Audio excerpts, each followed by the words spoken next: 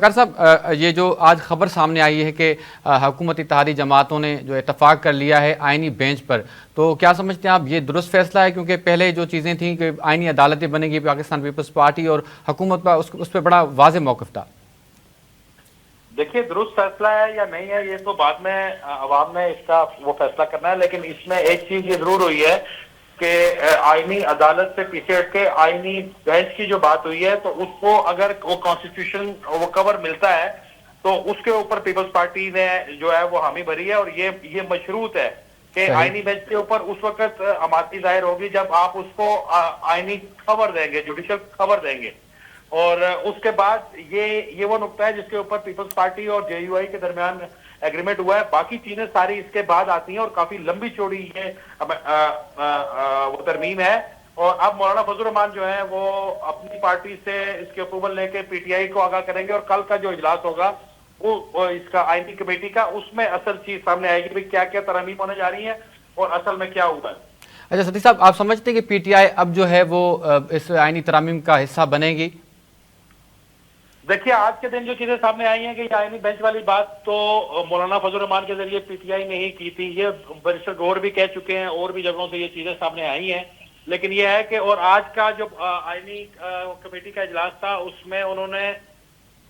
Barrister گور نے باقاعدہ شرکت کی ہے، مختلف تجاویز دی ہیں، لیکن ریٹن ڈرافٹ اپنا انہوں نے وہ کوئی نہیں دیا۔ اب کل کا جو اجلاس ہوگا اس کے اندر یہ پتہ لگے گا بھائی کیا کیا کس کی جو تجویز تھی وہ آئی ہے یا نہیں آئی ہے۔ البتہ ایک چیز یہ ضرور ہے کہ چیئرمین کمیٹی سید خورشید شاہ نے ہم سے بات کرتے ہوئے یہ بات کی ہے کہ آئندہ 1 سے 2 دنوں تک جو ہے وہ ترمیم آ جائے گی پارلیمان میں، اور ہماری کوشش ہے کہ تمام جماعتوں کو آن بورڈ کر کے اور متفقہ آئینی ترمیم یہاں پہ لائی جائے۔ اچھا ستی صاحب، ہم نے گزشتہ روز یہ خبر سنی کہ پہلے فیصلہ ہوا کہ یہ سینٹ سے جو ہے وہ ترامیم منظور کرائی جائیں گی، کیا ابھی بھی جو ہے نمبر گیم میں حکومت کو کوئی مشکلات ہیں قومی اسمبلی کے اندر؟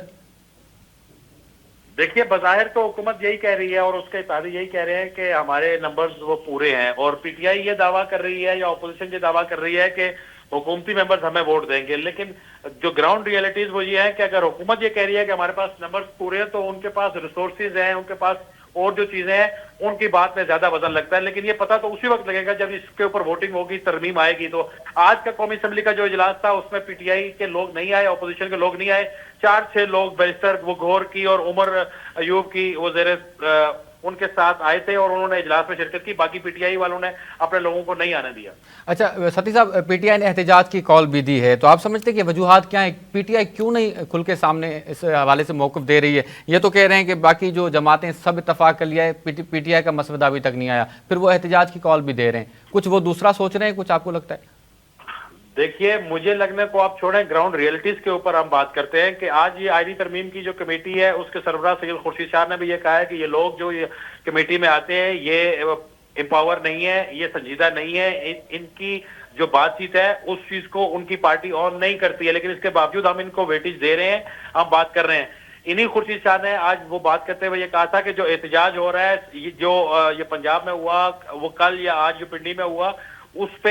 کے پیچھے پی ٹی آئی ہے۔ وہ چاہتے ہیں یہ تو برملا حکومت کہتی ہے کہ پی ٹی آئی جو ہے وہ لاشوں کی سیاست کر رہی ہے، انتشار کی سیاست وہ کر رہی ہے، فساد کی سیاست کر رہی ہے، اور حکومت کا اپنا پلان ہے، ان کا اپنا پلان ہے، لیکن آئینی کمیٹی میں جو ہے وہ پی ٹی آئی کے جو ذمہ داران ہیں وہ آن بورڈ ہو چکے ہیں۔ اچھا سر، یہاں پہ بس ایک رائے آپ سے یہ بھی لینا چاہوں گا، کیونکہ 18ویں ترمیم کی مکمل طور پر بحالی کی باتیں بھی سامنے آئی ہیں کہ مسودے میں یہ تجویز بھی شامل ہوگی کہ جو 18ویں ترمیم اس کو مکمل طور پر بحال کیا جائے، تو پھر صوبائی جو خود مختاری ہے اس میں اضافہ ہوگا، کچھ بہتری آئے گی؟